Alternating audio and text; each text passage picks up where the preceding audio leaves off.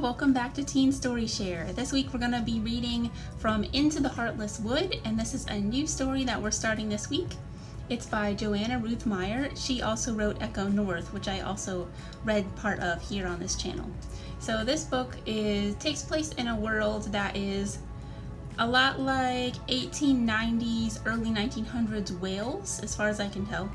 And a boy named Owen lives on the edge of a enchanted wood that is sort of alive and is ruled by a witch.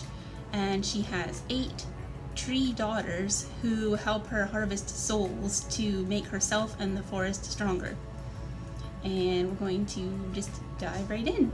We're going to read the first 2 chapters instead of just the first one because these alternate by character. So one is told by one of the tree daughters, and then the next chapter will be told by the boy Owen.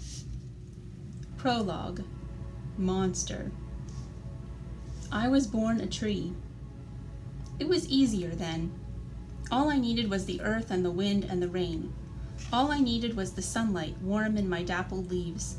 There was no fear, just growth. No wanting, just sky. No thirst, thirst, thirst. Only starlight. But my mother wanted daughters, and she chose the birch ring. I remember the day of my birth, the stretch of wood becoming sinew, of leaves becoming hair. I felt the dirt under my toes, and I opened my eyes for the first time and saw what I had never seen before. The deep green wood and the wide blue sky, the gray and white forms of my 7 sisters, and my mother, who is neither tree nor woman nor anything that there are words for. She is power and beauty and binding. She does what she wants, and woe to anyone who stands in her way. I understood that in my first moment of life, and I bowed before her, my green and yellow hair spilling around my shoulders like a shining stream. What I did not understand was that I was born to be a soldier. What I did not understand was that I would no longer be free. At first, I thought I loved my mother. She opened my eyes and loosed my tongue. She taught me the names of all of the things in the wood. She taught me to sing. And the music that welled up inside of me and spooled out from my lips was a thing of such wonder, such beauty, that I thought it was good, because how could it not be? So I sang and I grew, and I allowed her to shape me into her monster, without realizing she did so. When I was old enough to lure a man with my song, to trap him in the heart of the wood, and break him like so many dead branches, I did it without question, without thought. And when I had done it 2 times, and 10, and 20, when I had lured 100 men to their deaths in my mother's forest, I forgot that I had ever been a tree. I forgot I had ever been anything but my mother's youngest monster. Part 1. Leaves. Never go into the deep parts of the forest, for there are many dangers there, both dark and bright, and they will ensnare your soul. Robert Beatty, Serafina and the Black Cloak. Chapter 1. Owen.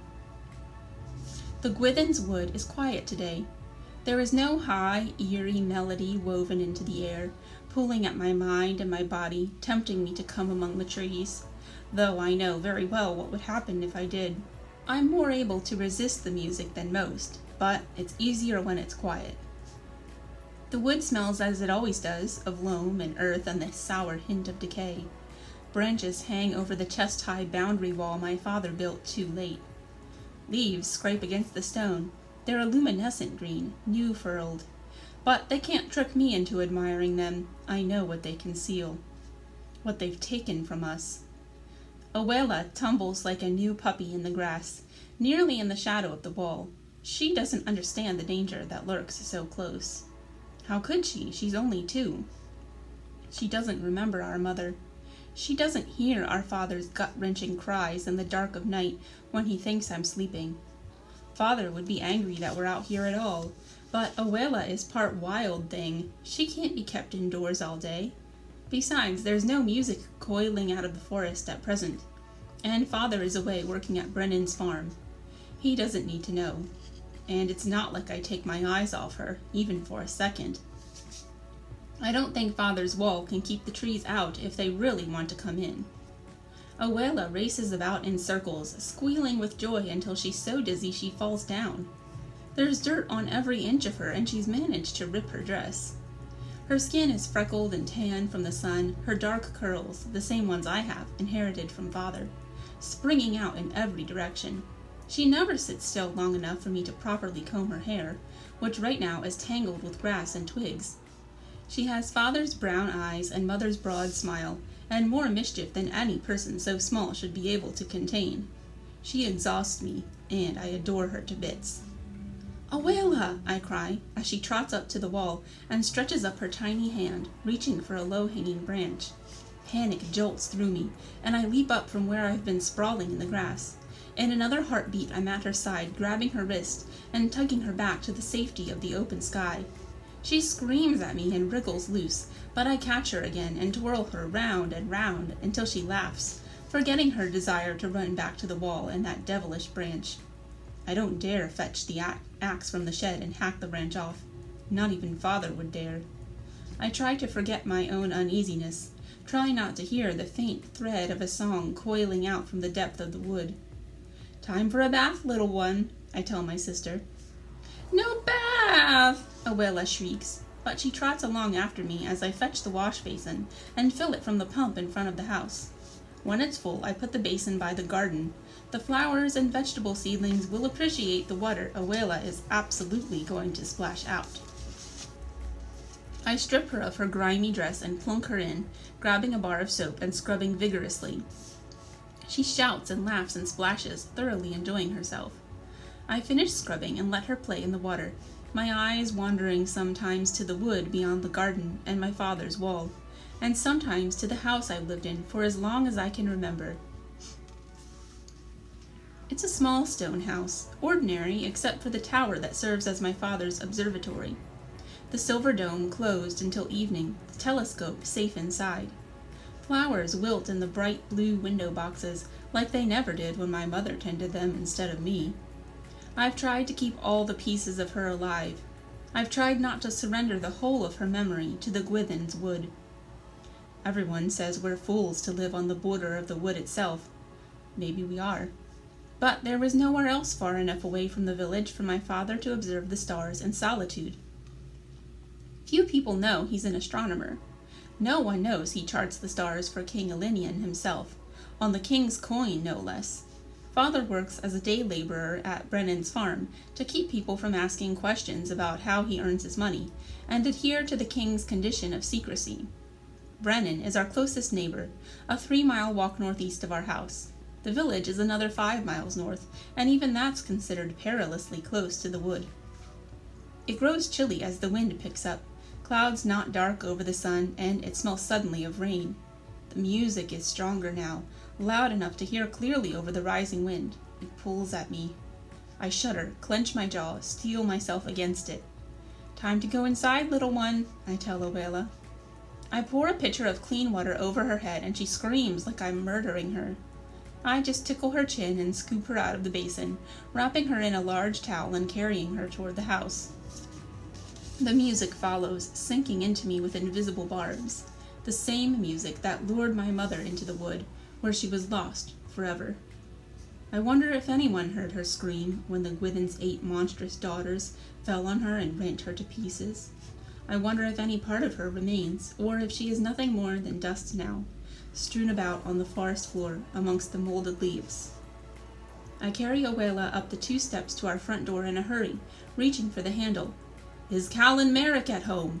I jump at the overloud voice, turning to see what is obviously one of the king's men striding up, his long cobalt coat fixed with gold-plated buttons, his smart blue cap trimmed with gold to match. A tall oilcloth satchel hangs over one shoulder, and he's somewhere between my father's age and my own 17 years.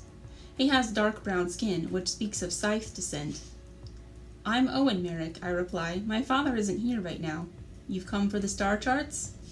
The king's man's eyes flick between me and my baby sister with obvious distaste. He taps his ears, and I realize he must have put wax in them to protect against the tree siren's song. He can't hear me. I open the door and wave him inside. He steps through, but only takes the wax out when the door is shut firmly behind him. His eyes flick uneasily to the wood outside the kitchen window. I'm here for the charts. I'll fetch them, I promise. Just a moment. I set the kettle on the stove while I find Abuela a cloth diaper and a clean nightgown. She scampers about, shrieking.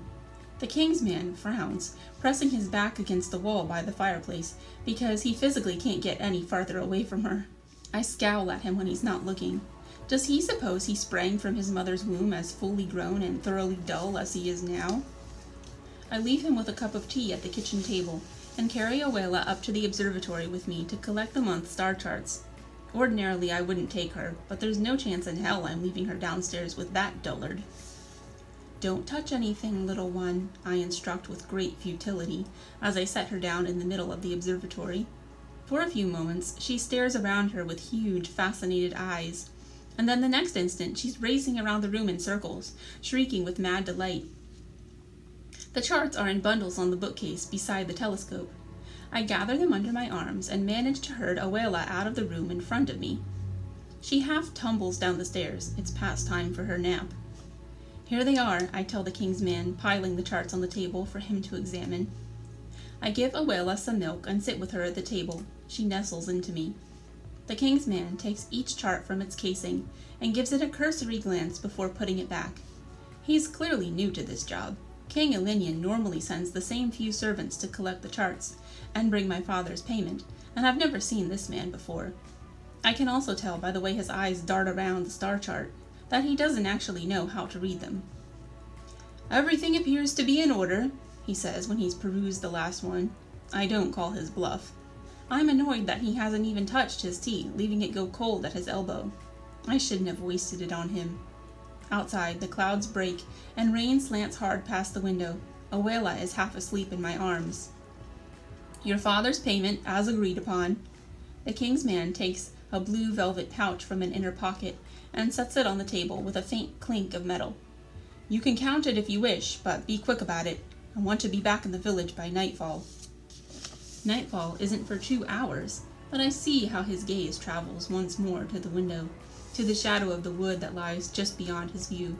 I wonder if he's ever laid eyes on it before today. I don't know how you stand it, he says in an undertone. I don't know how you sleep at night, so near her wood, so near her. The Gwithin. Few say her name aloud, but everyone thinks it. The witch who rules the wood, powerful enough to bend the things of God to her own will, just as she bends her daughters, the tree sirens. She wields them like weapons, commanding them to sing, to lure men and women into the wood and devour them. We don't bother her, I shrug, attempting nonchalance. She doesn't bother us. But I don't need to count the money. I trust His Majesty. Abuela rubs her eyes, and I stand, hefting her up against my shoulder. The king's man stands too, awkwardly bundling the star charts and stuffing them into his oilcloth satchel. The satchel is deep, but a good third of the charts still poke out the top. He studies me for a moment, as if debating whether or not to say something. Do you know why he does it? His Majesty, I mean. Why he pays your father for these charts every month? I shrug. This man really must be new. None of the other servants the king has sent to us ever questioned him in such a way. If my father knows, he's never told me. But I'm sure you know the importance of secrecy. The man scowls at me. I'm not a simpleton. Just wondered if you knew, that's all. Personally, I like to imagine King Elinian as a bit of a scientist, that he keeps his hobby to himself to avoid appearing superstitious. If the people of Tarion knew their king consulted the stars on a monthly basis, whatever his real reason, they would distrust him. He's their hero, their champion against the Gwithin and her wood. If they thought he was seeking his future in the stars, they might whisper of magic. They might begin to think he was no different than the witch and her monstrous daughters. There is a thin line, after all, between magic and science. The king's man hesitates at the door, pulling 2 lumps of wax from his pocket, but not putting them back in his ears yet. He clearly doesn't relish the thought of going outside, even if the alternative means staying in here with me and Abuela. Just seems like a waste of coin, he says. It could be going to the railroad.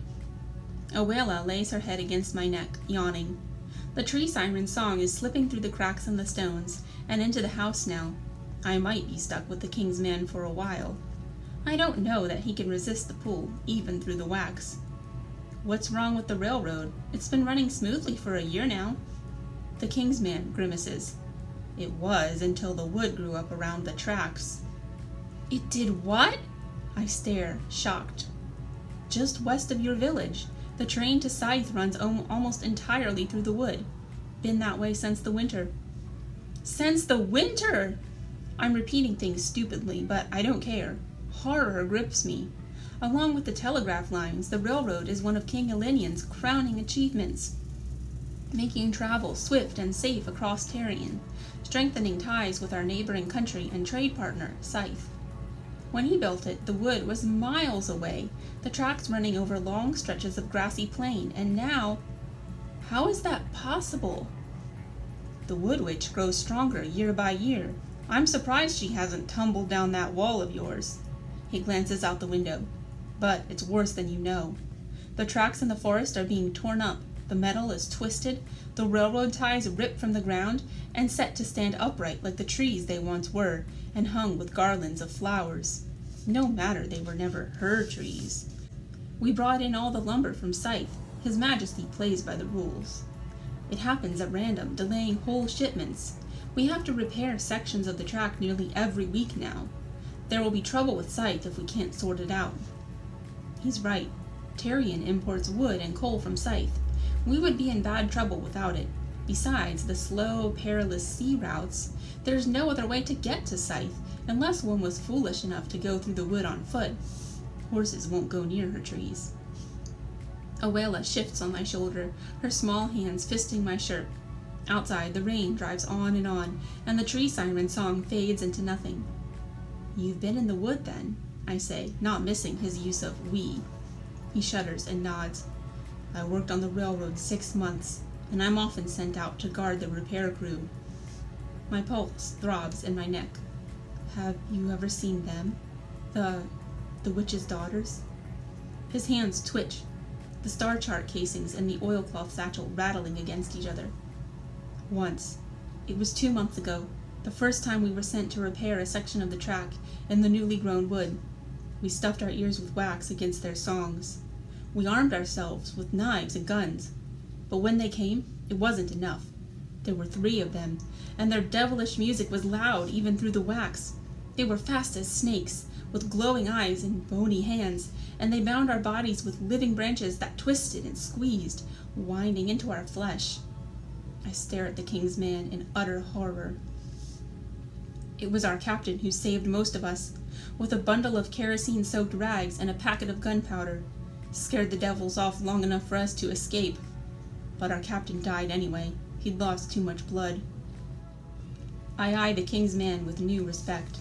He shakes his head, as if to shake the memory away. He seems to realize the music has faded from the wood. Good day, then. He stuffs the wax into his ears and steps outside, shutting the door behind him. I'm not sorry to see him go. I tuck Abuela into her little bed on the first floor, then climb up to the second floor, passing my and my father's bedrooms, before taking the narrow stair to the observatory. Assuming the storm passes, it won't be dark enough to use the telescope for some hours yet. But I like the quiet peace of this room. When the dome is open, the glass ceiling is a window to the sky. When it's shut, there's only a small window to the left of the cast-iron stove, operated with a crank. I turn it and stare into the Gwithin's wood, my eyes straining to see past the rain and into the heart of the forest. No one touches the Gwithin's trees. They are sacred to her. The stories say she thinks of them as her children, that she even made children from them. Her 8 daughters, the tree sirens, whose eerie song twists up again through the window. There was a time when the wood was significantly smaller than it is now, but it grows year by year, more rapidly according to the king's man's report than I realized. I wonder if by the time Abuela is as old as I am, it will have swallowed all the world the way it swallowed my mother. For a moment more I stare into the trees, listening to the song of the Gwithin's daughters. The music rakes through me with jagged claws, and I find myself leaning out of the observatory, stretching my hands to the trees. Awareness slams through me. I jerk my head back inside and crank the window shut again. All right, I hope you have a great holiday weekend, and join us back here again next week to find out what happens next. Bye!